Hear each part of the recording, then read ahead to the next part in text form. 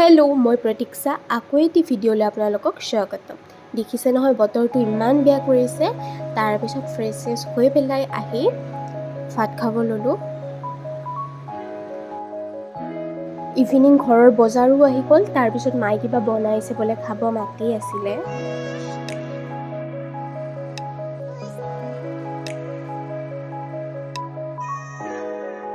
এতিয়া মই টেষ্ট কৰিছিলোঁ, তাত মিঠা দিছিলে, তাৰপিছত কিবা নেমকিন টাইপৰ দিছিলে, পাপৰ দিছিলে, নেমু চেপি দিছিলে, বহুত টেষ্টি আছিলে খাবলৈ।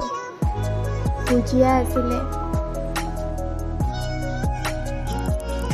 যিহেতু আজি ৱেডাৰটো ইমান ধুনীয়া, ভাবিলোঁ কি কফি খাই লওঁ। তাৰপিছত কফি বনালোঁ মোৰ বাবে।